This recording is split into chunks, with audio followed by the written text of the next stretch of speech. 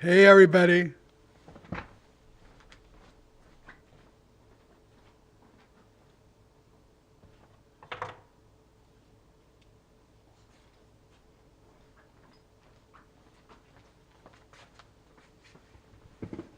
Back.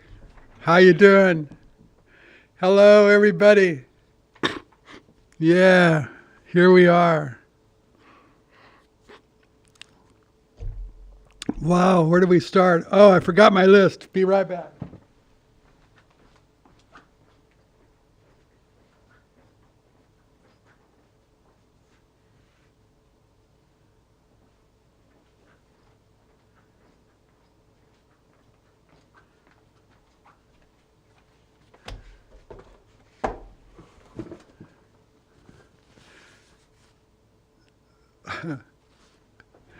I'm so spaced out. It's early in the morning. What time is it here? It's 6:30 in the morning. Can you believe I'm up? I already went to the market. I just got back from the market. At 8 o'clock this morning, we're going to paint graffiti. Somebody did this giant graffiti on my back fence. I have a big, smooth back fence. I get plenty of graffiti, and we paint it over every day, and it's an ongoing thing. I call up this friend of mine. He comes over, and we do a graffiti run. So this morning is a graffiti run. Sometimes I did paint it on the front, sometimes the back. I'm astounded at how prolific they are. They just never get tired of doing graffiti, man. The graffiti. It's just nonstop, man. A week doesn't go by that I don't have graffiti all over my place. Welcome to Venice. mm. Mm.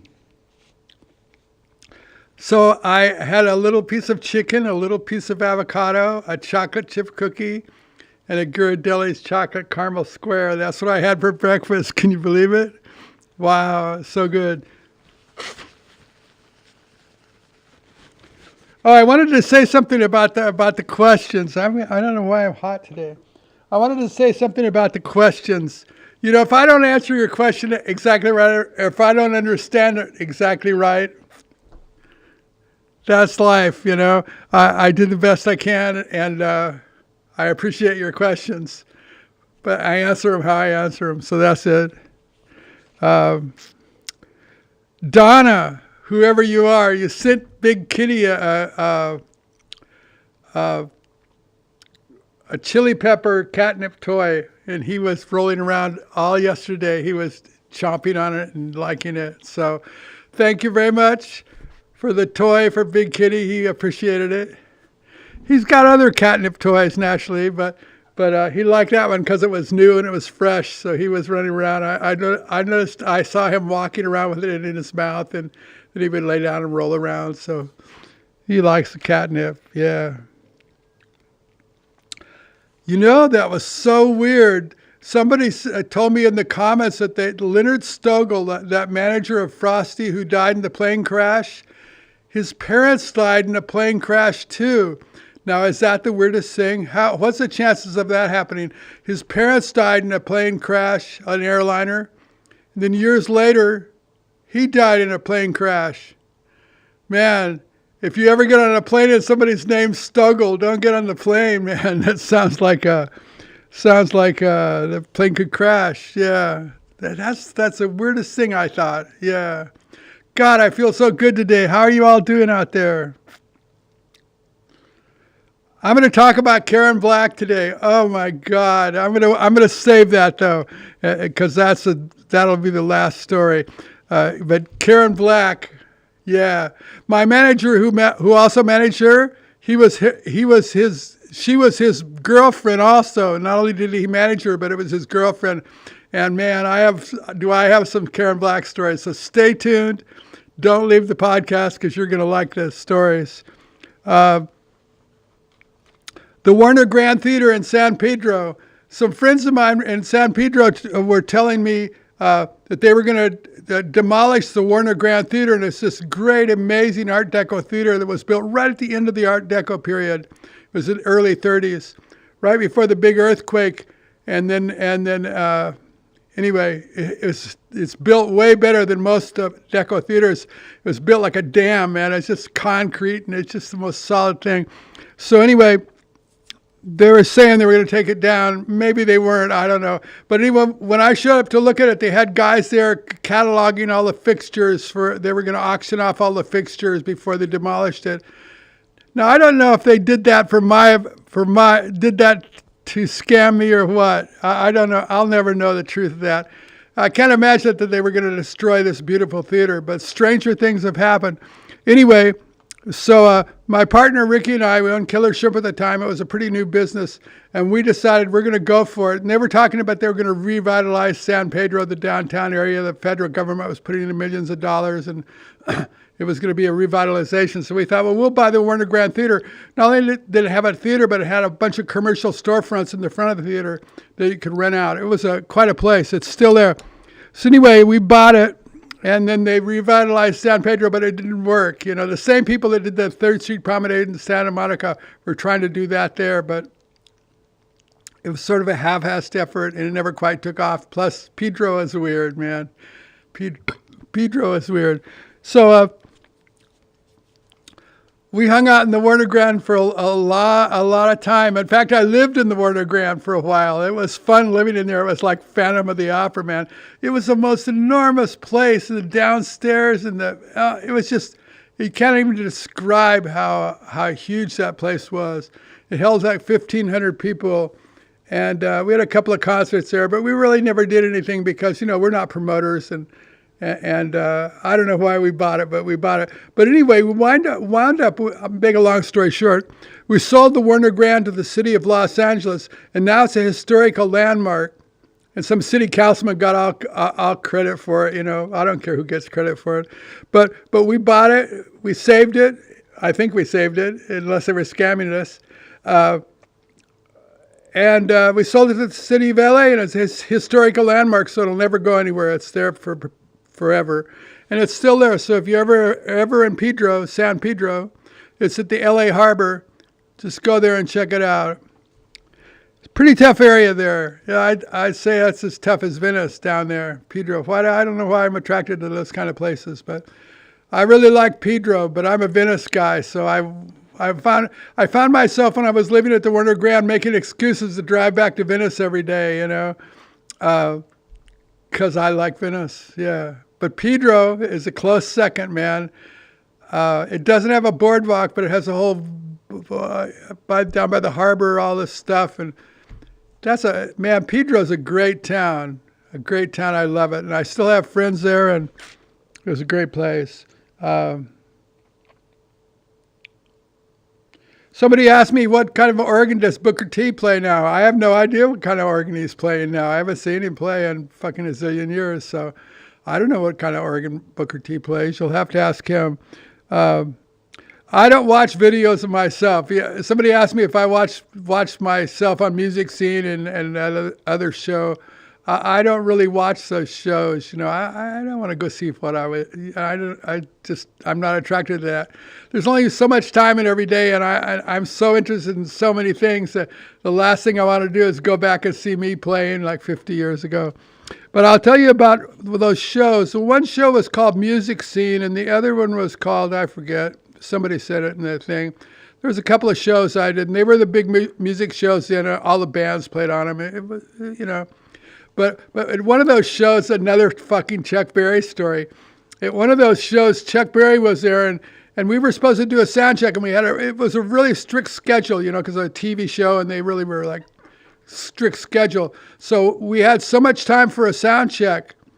And so Chuck Berry did his sound check, and then we did our sound check. But he didn't stop, man. He was just fucking around, And I was getting so pissed because we had all our stuff and we're ready to go.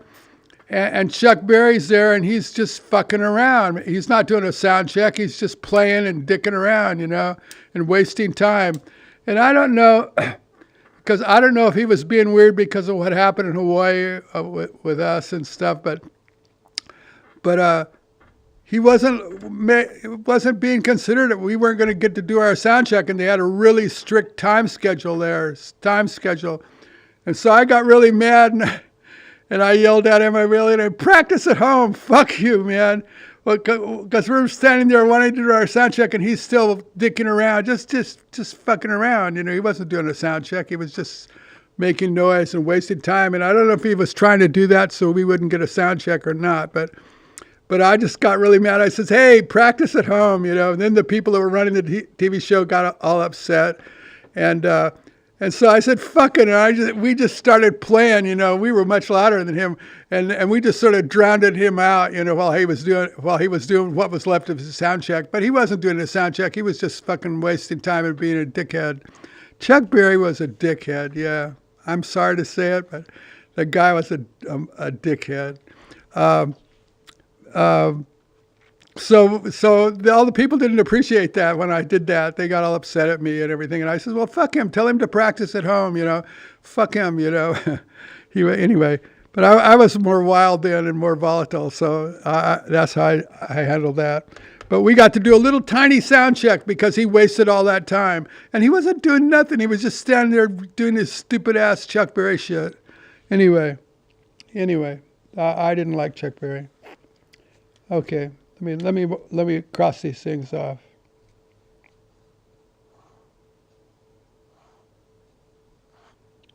Yeah.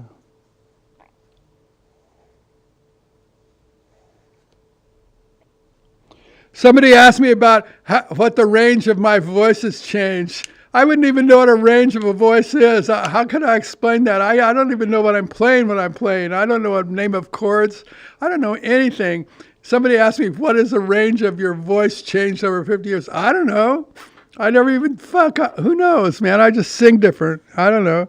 I sing different, Can I still scream those high notes that I used to scream? I doubt it. I don't try. That was like, that was then, this is now. I don't play and scream and, I don't do that anymore.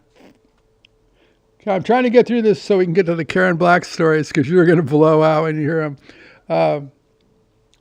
Would I take LSD today? That was somebody's question. Would I take LSD today?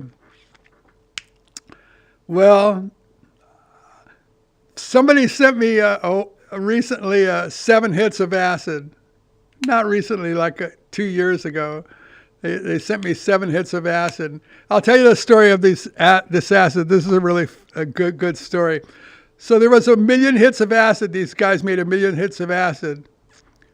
One guy got 250,000 hits, 4 guys. So they all split it up. The first guy took his 250,000 hits of acid out and got busted immediately by the cops. That's a bad deal. Yeah, not a good bust. So he got busted.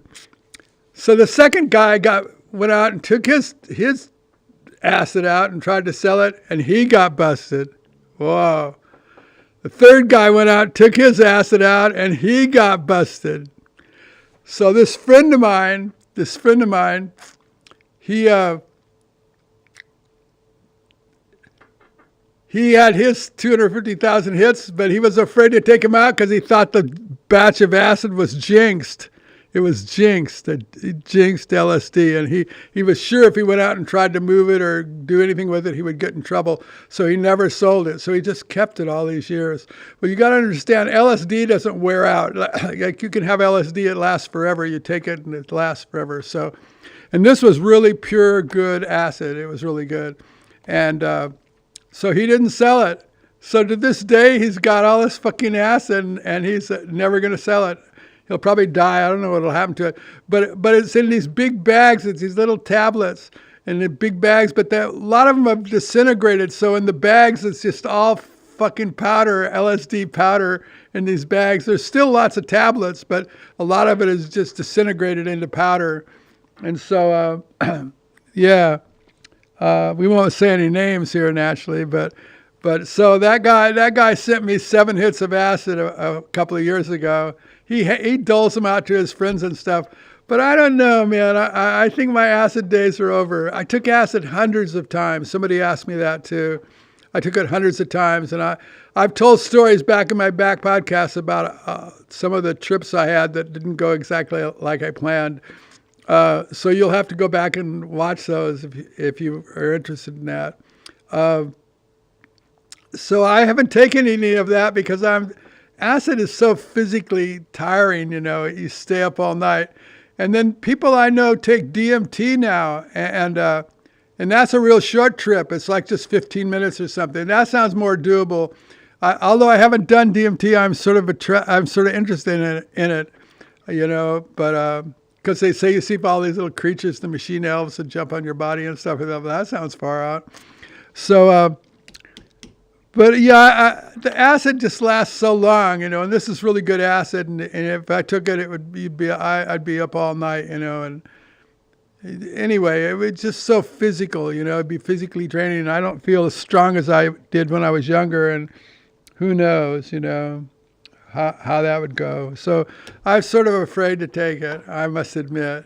Now, I've taken acid hundreds of times. I've had some really extraordinarily bad trips. Go back and watch my episodes about taking acid. One time I lost my speech for 6 months. I stuttered for 6 months afterwards. I couldn't feed myself for 5 days. Yeah, just crazy shit. So I've had my... I think I've had my time with that LSD. I've had my time. I don't know. I don't think it would expand my consciousness at this point or anything. I think it would just. Yeah. I don't think it would. It's not for me anymore. It's not for me anymore. Anyway, do I remember a gig at Oklahoma?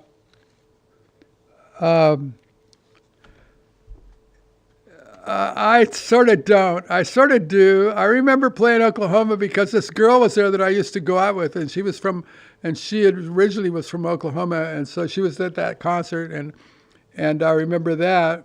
Like I said, I don't remember all the venues, but I remember every blowjob. Yeah. Anyway, I never met Al Cooper, but naturally I liked his stuff. In fact, the album Highway 61 just blew me out. I was just out of high school and I heard that and I went, whoa, that really spun my head. But I've talked about that before too. So no, I never knew Al Cooper. I never knew any of the girls in Charlie's Angels. Sorry if you people ask me about Charlie's Angels. I never knew them. Burning Man. I've never been to Burning Man. It's so dirty there. I don't feel like going and getting that dirty. They say the dust there is like silt. It's like silt. It's like talcum powder. In fact, the people that rent motorhomes, they won't let motorhomes go to Burning Man because they can never get all the silt and shit out of the motorhomes. It just ruins them. And anyway, Burning Man, I've never gone there. And I know some of the cool hip people have big layouts there and really cool places there, and all the people are walking around. I have so many friends that have gone to Burning Man, and a lot of people have said, come on, Lee, go to Burning Man, but I just don't want to fucking hang out in the dirt, you know what I mean? So I've never been there, but I really appreciate it, and I've watched all the videos, but watching the videos is not the same as being high out of your mind and being there. And plus, I don't do drugs like I used to, so if you're not high, man, Burning Man might be pretty grueling, Yeah, like if you were high out of your mind, Burning Man might be cool, But I don't get high like that anymore, so I've never been to Burning Man. But I watch it, every year I watch it. I watch it burn the shit. I watch all the videos of people running around, and it looks really cool. It reminds me of the '60s in a way, but on steroids. It's sort of the advance of that. I don't like that the elites come there and set up their little elite areas and it's all private. Nobody can get in except the elites. That feels sort of elitist to me. That's a part of Burning Man that kind of bugs me, man, that there's all these people, the elites, yeah, and they do it. I know a lot of big corporations go there and their people go there and there's sort of a rite of passage, and all the tech people and stuff. So that's cool, but I'm from an earlier generation, and I haven't embraced Burning Man. But I know a lot of people my age that go to Burning Man every year, and they have special buses that they only use when they go to Burning Man. So there's people that are living it, man, and I think that's great, but it's not me. I never saw Frosty's band Soul Hat. Okay, we got that out of the way. Yeah, I haven't listened to Jimi Hendrix bootleg albums. I know there's a lot of bootlegs of Jimi Hendrix out there. I've never listened to them. You know what? If somebody had recorded that night that Hendrix and I played at the Whiskey and did a whole set at the Whiskey, I would love to have that recording if anybody ever recorded it. But I have a feeling it was never recorded, because it was just a night at the Whiskey and him and I. Yeah, that was fun. We had two drummers and me and Hendrix, and it was just it was fun. Anyway. Oh, that was Midnight Special in Music Scene. Now, I'm not sure which show had Chuck Berry on it, but he was a doofball that day.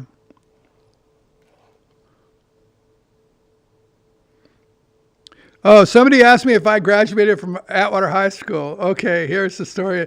Well, from the time I was age 16, I was a ward of the court. A ward of the court is like when the court has custody of you instead of your parents, Like I was sort of out of control, so I was made a ward of the court. I got in some trouble, and yeah, I was a ward of the court. It was not, I wasn't doing anything that bad, but I was bad enough in my little area to become a ward of the court. So right before graduation, this is a stupid story, but I'm going to tell it. Right before graduation, I got in trouble right before graduation. It was a week I was taking finals. They were taking finals. Now, this is a stupid little high school in a town of 10,000 people. So they were making a big deal out of nothing, but they did, and they had their power trip, and that was how it was back then. So I got arrested right before they came into the classroom and took me out and took me away, and I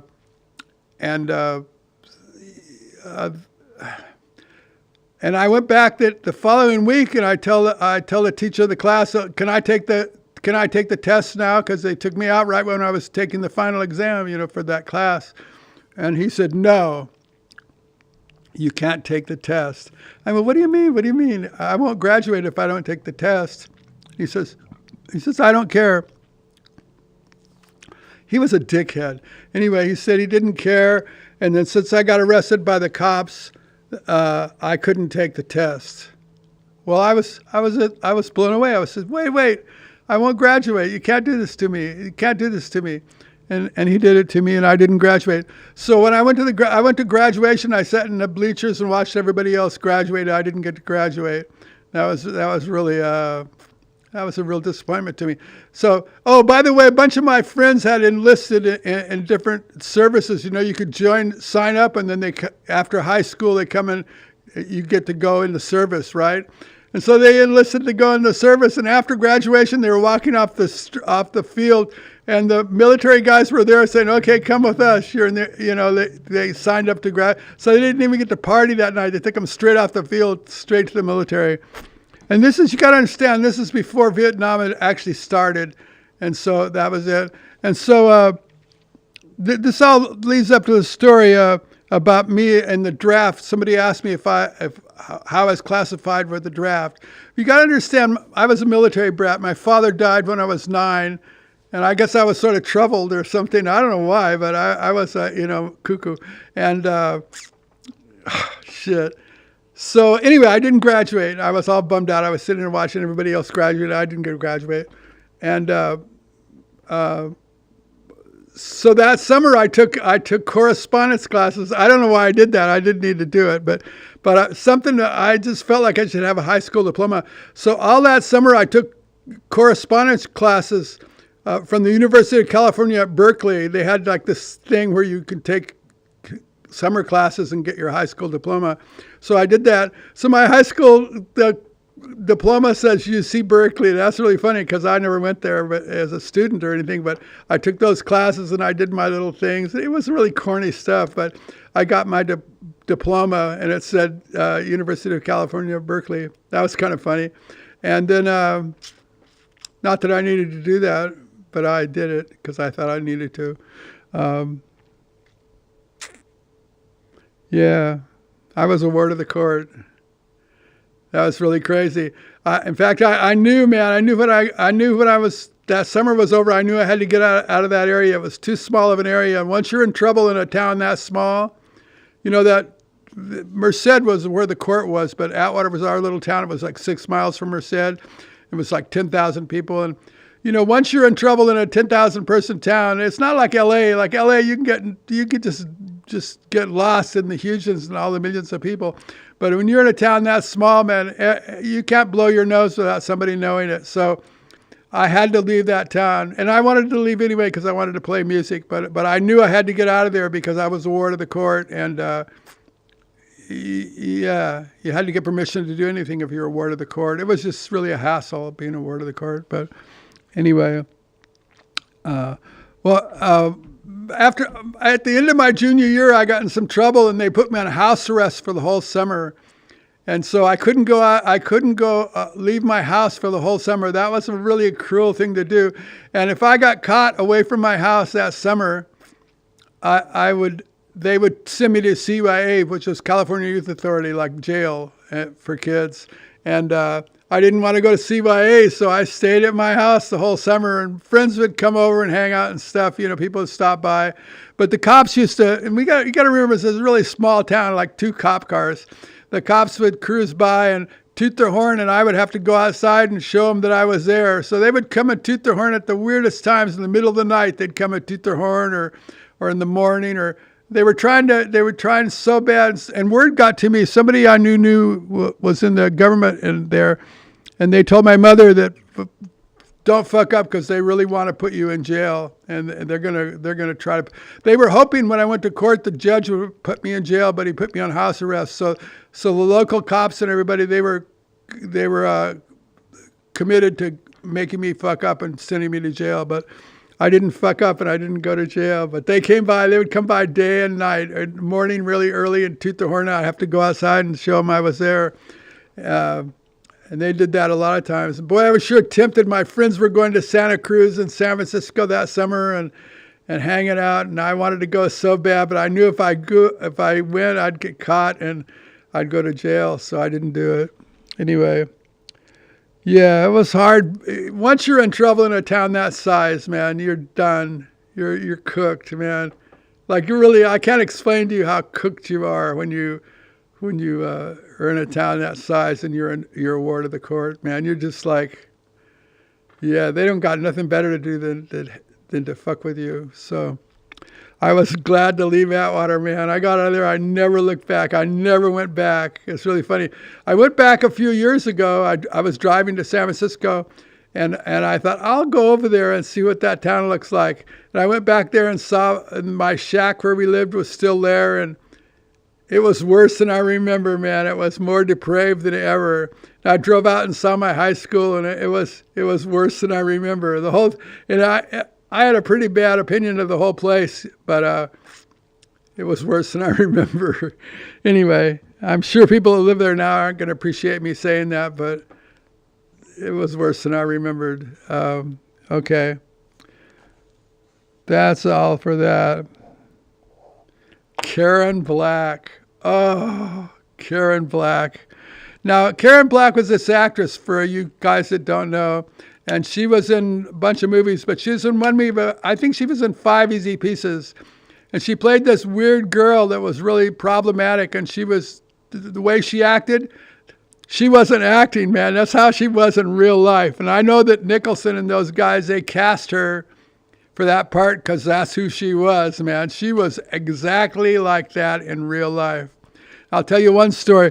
Once, and you got to understand, her manager was her boyfriend, and he was my manager. So one time we're going to this gig. I think the gig was in Fresno or somewhere. So we're driving from LA to Fresno. We're going over the ridge, the pass up there, the big pass, whatever, up by Castaic or wherever. And she is so obnoxious in the car. She's being so weird and being so obnoxious that I go, stop the car, let me out. I'm going to hitchhike to Fresno. I told everybody, I said, let me out of here. I can't stay in this car another minute with her, man. And I was so mad at her. And I was saying, not another minute, man. Just pull the car over. I'm going to hitchhike. And so he says, oh, no, don't do that, don't do that. I says, well, then pull over there. And we're at Castex. They pulled over there into the parking lot of Castex, and I got out of the car. I go, I can't ride another foot with this girl. She's just driving me crazy. She was the most obnoxious person I've ever met. And so I says, I'll just go in here and find somebody to give me a ride, man. I don't want to walk. And so anyway, finally I got back in the car and we rode, but she promised not to talk when she's in the car. So she promised not to open her mouth another time. And so I got in the car, we're driving, and we're going to the gig. This is my gig, but she's just insane. And so she starts doing sign language, but not talking, going sort of like she did in Five Easy Pieces. And I was just losing my fucking mind because she was so fucking obnoxious, just the worst person. Anyway, her and I didn't click at all, man. You know how some people you don't click with? Man, Karen Black and I didn't click, man. She was my manager's girlfriend, so I was trying to be cool with her, but she was beyond being cool with. She was just the worst. Another time, we were flying somewhere, and we rented a small airplane. My manager, Peter, he was into airplanes and gliders and all. He took me gliding and stuff, and I really liked Peter. He was a nice guy. I was, as much as I could like anybody at that point, I was kind of a reptile. Yeah, I mean, I was a word of the court for a reason. There was a bit of me that was reptilian. I was fucked up, Anyway, another time we chartered this small little airplane. We're flying along in the airplane, and she's in the airplane, and she starts her bullshit. She starts talking and saying shit and being weirder than fuck, and just, I go, land the plane, land the plane. And I'm screaming at everybody, telling them to land the plane. Just find anywhere, put this plane down, find an airport, just land this thing. I'm getting out of here. I can't stay on this plane another minute with her. So literally every time I had contact with her, it was like that. I couldn't stand it, man. I would go running out of the room. She was so obnoxious, And I mean, I don't know. I heard she died or something, but she, maybe she was nicer later on, or maybe other people didn't have as hard a time with her as I did, but I really had a hard time with Karen Black. And she knew it too. She would do stuff to fuck with me. She would just fuck with me, and I hated her. Yeah, I hated her. And so I was telling him, land the plane. It's a little tiny plane. And I'm telling him, land the plane, because we were all crammed in this little plane, and she was just going off and saying shit and being weird. And I'm going, oh, I can't stand it. Let me out of here. Anyway, I was telling him to land the plane. Just put me on the ground anywhere. I'll get there all on my own, I was like ready. Yeah, I figured I could get there. I could hitchhike. I could do something. Just land anywhere. Just let me out of this plane, So that's my experience with Karen Black. One other thing. I should have known better than this.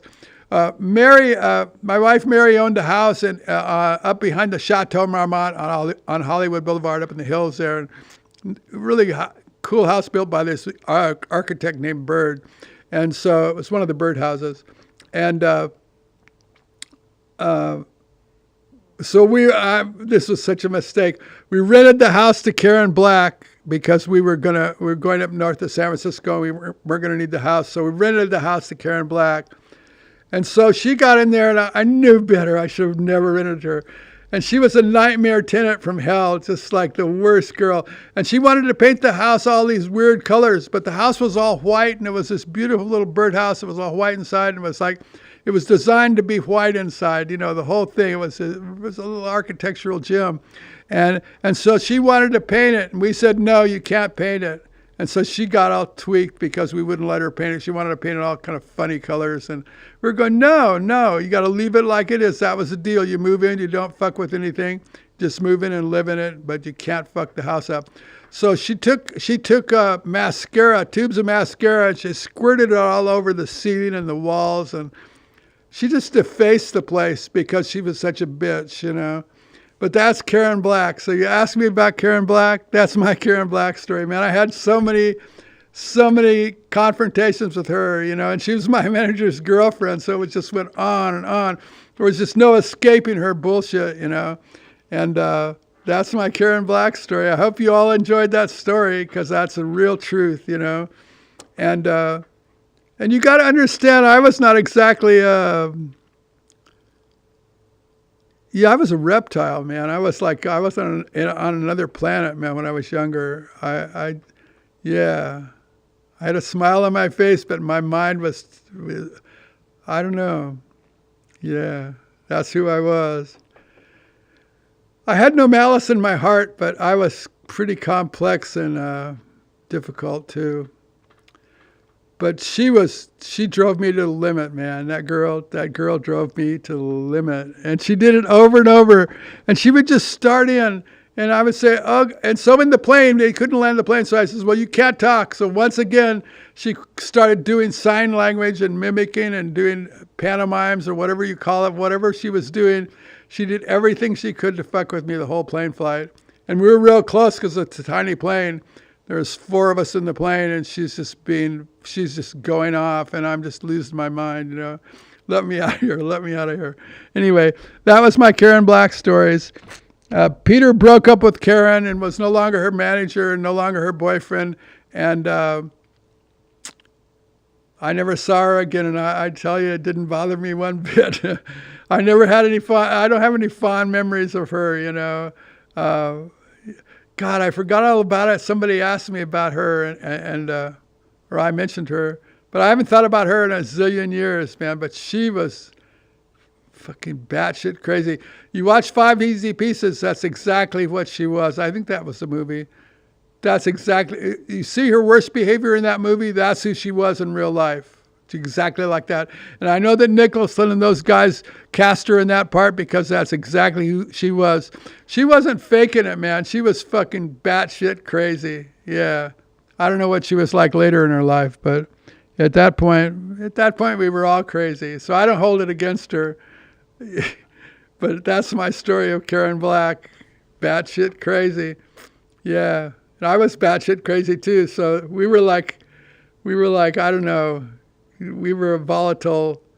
You know how some people you just don't click with? Her and I just were like explosively at odds every time I saw her, man.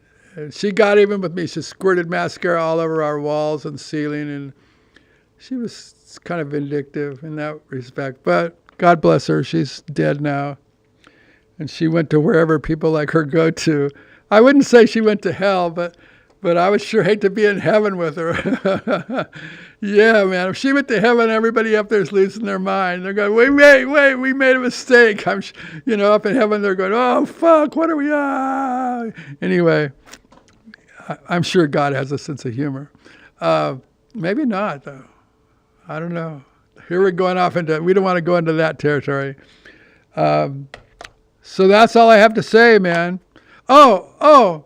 One last story about the draft. What was I classified as a draft? So my father died. I was a military brat. I was troubled. I was a ward of the court. So I went into the draft board when I was 18, and I went in and they had all these big books on these big things with records and stuff all on the counters and everything. And I went in and I just swept them all off the counters onto the floor and made a big fucking giant commotion. And I was screaming and yelling, you killed my father. And I was just going crazy in the draft board. And they're looking at me. And you got to understand, this is before the draft started in Vietnam. So they weren't having to deal with draft dodgers. Like if I would have pulled that shit a couple of years later, they wouldn't have gone for it, because they were knowing how to deal with draft dodgers and people that didn't want to go to Vietnam. And so they would have dealt with it. Yeah, they would have dealt with it. But they'd never seen anything like that, and the draft board was in Merced. So I went in there and I just threw all the books off the counter. I was screaming and yelling, you killed my father. And so and then I was a ward of the court on top of everything else. So they just, I was classified as civilian minded, like I didn't have to be part of that whole thing. I was like civilian minded because I was a ward of the court. I was a troubled individual. I was fucking crazy. And I went in there and threw a lunatic fit and screaming at them that they killed my father. But I was doing that on purpose because I didn't want to go to the draft or do anything. So I was sort of draft dodging before it.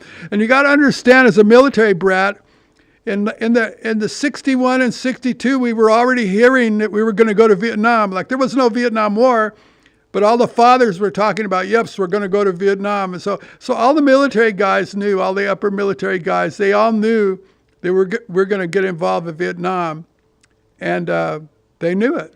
And this was before we were involved, so we all knew it. So some of my friends joined the Air Force because they didn't want to go in the Army and get drafted later. Everybody knew what was coming before the public knew, because we were military brats, and the fathers were all talking about, yep, we're going to go to Vietnam, bomb them, we're going to bomb Vietnam. And so, I was classified as civilian minded, and I didn't get a draft classification, a formal classification. They just shined me on, man, because I was so crazed. And like I say, in those days, if you were ward of the court, they didn't want you in the military. Later on, when Vietnam started happening, they didn't care. As long as you could walk, they were drafting your ass, and a lot of people got drafted. But I didn't have to go through that because I was just a little bit ahead of the curve there, because a year or two later, and I would have been in the middle of all that. But as it turned out, I wasn't, and I'm glad I wasn't. I have a lot of good friends that went to Vietnam, and some of my great friends went to Vietnam, and had a profound effect on their lives, Yeah. Okay, everybody, I've told you enough stories for one day. I'm going to get out of here. We're going to go paint graffiti. I got somebody coming here at 8 o'clock. It's a graffiti day. We're going to paint graffiti. And tomorrow, I'm going out to Palm Springs to Randy Smith's place. And the Mesa Boogie guys, all the guys from Mesa Boogie are going to be there. Now, this is not rock stars out there. This is guys that work at Mesa Boogie for 20 years, 30 years, and they're all going to be out there. So all people, all real close friends of Randy's, and I'm lucky to be one of those friends. I'm going out there as a friend of Randy's. We're going to have a great time. I'm going to meet Patrick Burke and George Heckman out there.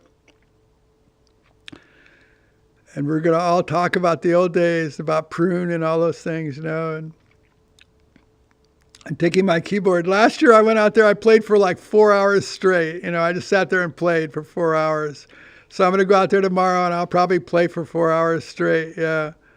And I don't sing songs or anything. I just play and doodle and mumble and stuff. So I'm really looking forward to it. So tomorrow morning, bright and early, we'll be headed into Palm Springs. They're already out there today. Everybody's showing up there today, and they go to a big dinner tonight. But I'm going to pass on the big dinner because I don't like to eat at night. And so I'll see everybody tomorrow.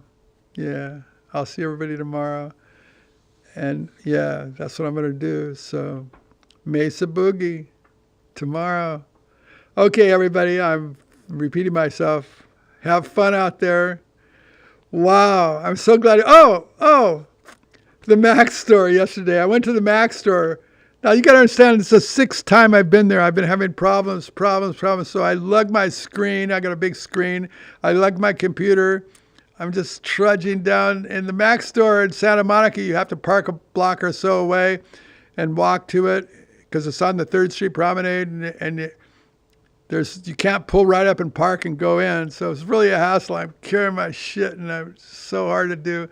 And I got there, and it turned out, and I just bought 2 new cables last week for the screen, the cables that go from the screen of the thing. And I guess they're very sensitive, but it turned out the problem was Big Kitty bit the cable, so it was just a bad cable. And I was so freaked out, I thought my computer's broken, and they didn't fix it. I was, damn, they didn't fix it. And so I took it in there. My brand new cables were, and the guy showed me a little bite on the cable. And he says, yeah, these cables pass so much data that it's a very sensitive cable. And they're very expensive cables.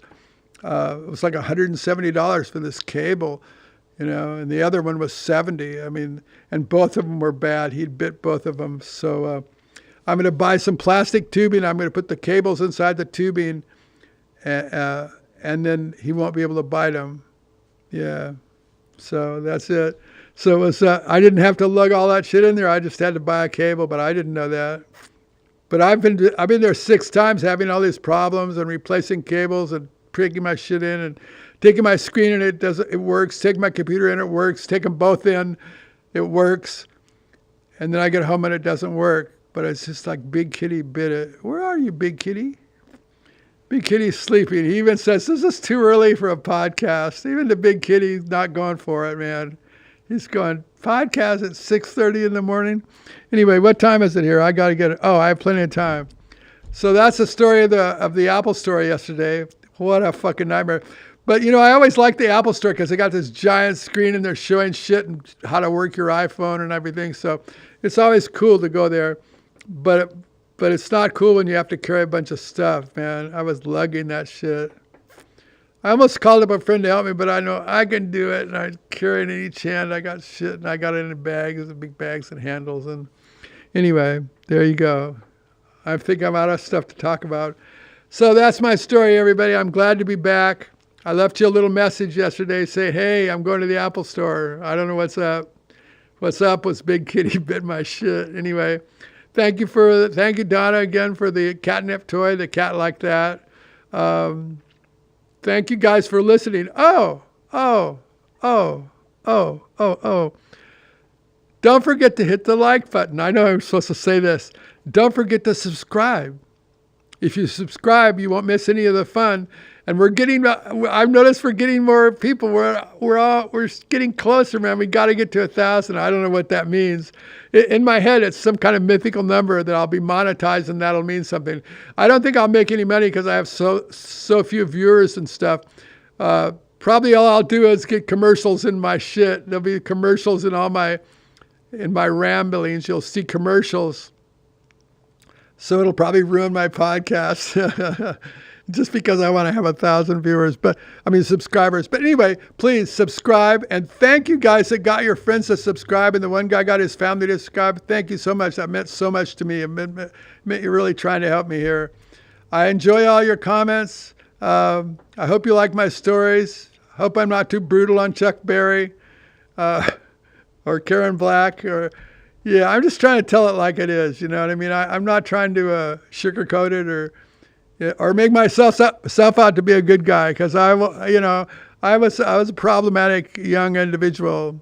Like I say, I was a ward of the court, and there was a reason for that. But I always had a smile on my face, and I had a positive attitude in my brain. But somehow, it didn't translate like that in real life. You know, so I really feel for people that get in trouble, and I have a lot of friends that have been in prison and trouble and stuff, and sometimes you just can get in trouble, but you're not really a bad person. You know what I mean? Like, everybody that gets in trouble isn't a bad person, because I know I'm not. I don't feel like I've ever been a bad person, and I've never had malice in my heart, but I got into lots of trouble, and don't judge people that get in trouble because you don't know what led up to that shit. Anyway, I like you all. Thank you for watching. Here we are. I'm so happy to be here. I'm going to go eat another cookie and another piece of chocolate, because I don't do that all the time. But today I bought cookies and chocolate when I was at the market, and I thought, cookies and chocolate. So press the like button, press the subscribe button. I'll get out of here. I won't talk about my bullshit anymore. 3, 2, 1, poof.